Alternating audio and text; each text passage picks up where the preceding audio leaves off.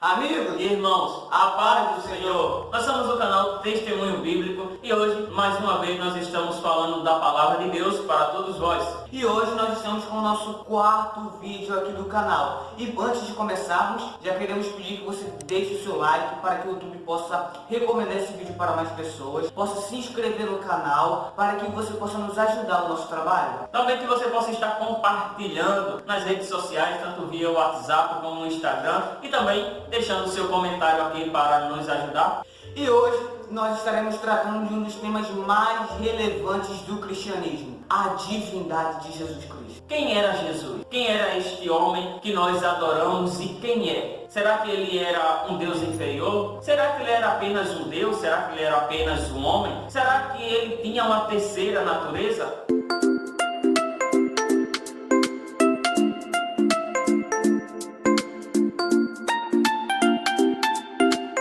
E hoje nós estaremos tratando sobre um dos temas mais relevantes do cristianismo. Jesus, ele é um ser criado? Jesus, ele é um Deus menor, como o nosso irmão Cláudio falou? Será? O que a Bíblia tem a falar sobre a natureza divina de Cristo? Muitas pessoas observam, querem ter um Jesus no seu ponto de vista. Uns levantam as suas teorias, outros levantam as suas heresias, falando acerca do nosso Mestre, o Senhor Jesus. Ele olha Jesus, ele distorce a Bíblia para formar um Deus que seja do seu próprio agrado. E hoje nós estaremos trazendo uma visão bíblica do assunto sobre a divindade de Cristo. O que a Bíblia ela tem a nos declarar sobre a Trindade? O que a Bíblia fala sobre a natureza divina de Jesus Cristo? Nós iremos tratar sobre isso nesse vídeo. Logo no começo do cristianismo não foi diferente. Muitos homens se levantaram querendo mostrar que Jesus ele possuía uma terceira natureza, nem a natureza humana, nem a natureza divina, mas ele possuía uma terceira. Outros diziam que ele era homem, era Deus, no mesmo corpo, mas dividido. Outro acreditava que ele era apenas um mestre iluminado. O ponto de partida para iniciarmos este tema é partirmos do ponto que Jesus ele sempre existiu. Ou seja, assim como nós temos a ideia e o fundamento bíblico de que nós temos um Deus transcendente, de que sempre existiu e de que é atemporal, Jesus Cristo possui esse mesmo atributo, a eternidade. Para nós observarmos a divindade de Cristo, como o nosso irmão Marcos passou falando, se ele já existia, se nós observarmos João, o evangelista, ele fala em suas palavras, no seu evangelho, em João, capítulo de número 1 e versículo de número 1. Ele diz: no princípio era o Verbo, e o Verbo estava com Deus, e o Verbo era Deus. João diz que no princípio o Verbo, ou seja, em outras traduções a palavra, e a palavra é Jesus. Se nós observarmos, a palavra estava no princípio com Deus e a palavra Jesus era Deus. Se nós formos para o relato da criação no livro de Gênesis e lermos em Gênesis, no capítulo de número 1, e o verso de número 26 e 27, Deus ele faz uma reunião e diz o seguinte: façamos o homem à nossa imagem. Ora, ele não poderia estar falando aquilo com o anjo, porque ele diz a nossa imagem, ou seja, ele estava se incluindo. E anjo algum tem compartilhamento com a natureza divina de Deus. Quem era que estava na criação com Deus? Ora, Deus Filho e Deus Espírito Santo. Nós precisamos entender que a Trindade, ela sempre coexistiu. Ela é independente do tempo. Nós sabemos que algumas pessoas acreditam que Jesus ele não era Deus, acredita apenas como fosse um mestre iluminado. Quando nós observamos João novamente, ele fala no capítulo 1, versículo 14 o seguinte: e vimos a sua glória, ele se referindo a Jesus, como a glória do unigênito do Pai, cheio de graça e de verdade. Ora, quando nós paramos para observar, João diz que viu a glória de Jesus como a glória do Pai, cheio de graça e de verdade. Ou seja, o poder de Deus foi o poder do Filho, que é Jesus Cristo. O que muitas pessoas têm dificuldade de relacionar é como que um Deus pode se formar em carne, pois essa é a maior prova de amor que ele demonstrou para conosco. O plano de salvação só poderia ser executado por uma pessoa justa, e como na presciência de Deus ele já tinha designado Cristo para morrer por nós desde a fundação do mundo, Lá no Êxodo, quando nós observamos Deus falando com Moisés através de uma sarça em chama, nós vemos que Deus cita uma frase dizendo: eu sou o que sou. Ou seja, essa palavra eu sou fala da eternidade de Deus, que ele não é um Deus criado. E se nós observarmos, Jesus ele se declara também. Quando nós observamos João, ele registra cerca de 7 vezes Jesus falando eu sou. Ou seja, eu sou a luz do mundo, eu sou o pão da vida, eu sou a ressurreição e a vida, eu sou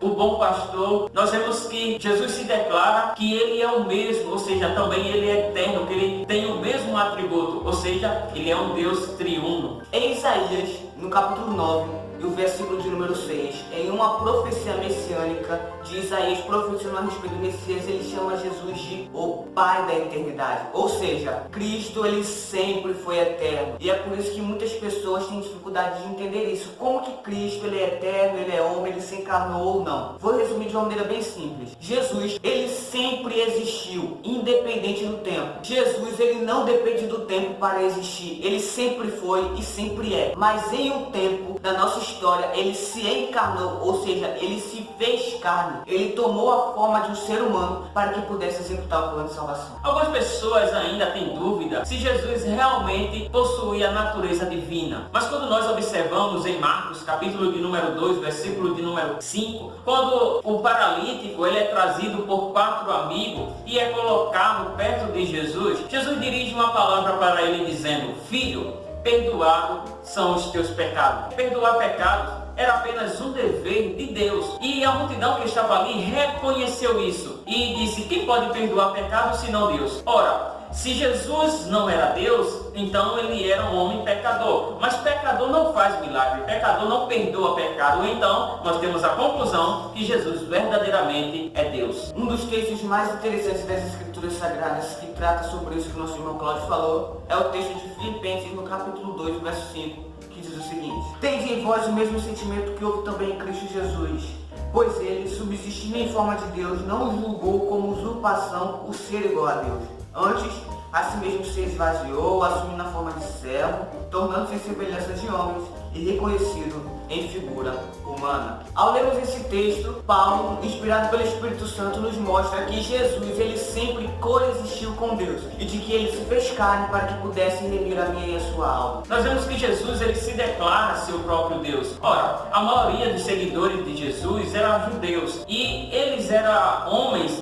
monoteístas, homens que acreditavam em apenas um único Deus. E chegar uma pessoa e dizer que era o próprio Deus, para ele era motivo de escândalo, motivo de apedrejar, mas eles reconheceram e acompanhavam Jesus, porque eles entendiam que ali estava o Deus encarnado. Quando nós observamos em João, capítulo de número 10, versículo de número 30, Jesus diz: eu e o Pai somos um. Em João, no capítulo 14 e o versículo de número 28, as Escrituras declaram: vocês me ouviram dizer, vou, mas volto para vocês. Se vocês me amassem, ficariam contentes porque eu vou para o Pai, pois o Pai é maior do que eu. Infelizmente, muitas pessoas têm pegado esse texto e têm o distorcido. Por quê? Uma das regras da hermenêutica, que é o estudo do texto bíblico, declara que para interpretarmos o texto bíblico temos que ler os versículos anteriores e os versículos posteriores. Muitas das vezes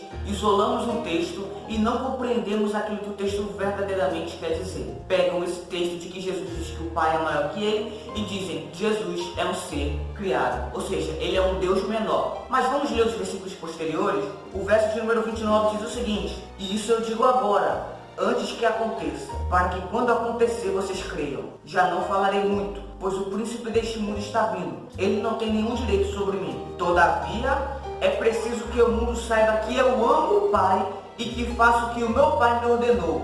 Levantem-se e vamos daqui. Ou seja, o que era que Jesus estava dizendo de que o Pai era maior que ele? De que ele era disposto a obedecer a ordem do Pai. Se nós lermos o versículo de número 31, ele diz: eu faço o que o Pai me ordenou. Ou seja, em que sentido que o Pai é maior que Jesus? De que Jesus, na forma de servo, na forma de figura humana, se propôs a obedecer o Pai, a cumprir o plano de salvação. Não tiremos do contexto para não causar nenhuma heresia. Se nós observarmos, é interessante notar que se Jesus ele não fosse Deus, se ele fosse apenas um homem, ele desistiria fácil das provas que ele suportou. Na cruz do Calvário, qual ser humano, na sua consciência, sabia que iria morrer daquela forma, iria querer continuar em suas palavras dizendo que era o próprio Cristo? Na hora do julgamento, as autoridades ainda perguntaram se verdadeiramente ele era o Cristo e disseram porque se ele negasse, teria poder de soltá-lo. Mas ele permaneceu em suas palavras. E ali nós reconhecemos, assim como até o centurião reconheceu, que como ovelha muda perante os seus tosqueadores, ele não abriu a sua boca. Ou seja, Deus jamais permitiria que o inocente, que o homem comum morresse na cruz do Calvário por ilusão, por engano. Mas ali estava o próprio Deus e todos reconheceram. Pois bem, já estamos chegando ao nosso vídeo, mas antes de encerrar, queria dizer que Jesus ele fez tudo isso por amor a mim, por amor a você. É interessante notar e devemos ser gratos a Deus, porque ele se despiu da sua glória para morrer na cruz por pecadores. O Deus com todos os seus atributos incomunicáveis, ou seja, no ramo da teologia, os atributos que só pertencem a Deus, como eternidade, onisciência, onipresença, onipotência, imutabilidade. Ele se desfez, ou seja, ele não perdeu, ele abriu mão desses atributos para morrer por mim e por você. E nós observamos também, para concluir, esse Deus que é tão grande, ele veio ao mundo. E uma das frases mais lindas que nós temos de Billy Graham, ele disse que o maior acontecimento da história da humanidade não foi o homem subir e pisar na lua, foi Deus descer e pisar na terra. Então nós vemos que Deus, ele não precisa de nós, somos nós que precisamos dele. Mas mesmo assim, como nosso irmão passou aqui falando, o texto da Bíblia Sagrada diz, ele veio ao mundo, ele morreu, ele se entregou por amor de nós. Então, como diz Paulo, Jesus humilhou-se a si mesmo, ele tomou forma de servo, fez-se semelhante aos homens e achado na forma de homem, humilhou-se a si mesmo. Então nós vemos que o Deus grande se fez pequeno para que os pequenos se tornassem grandes. Chegamos ao fim de mais um vídeo e queremos contar com a sua colaboração. Deixe o seu like para que o YouTube, como eu já disse, possa recomendar esse vídeo.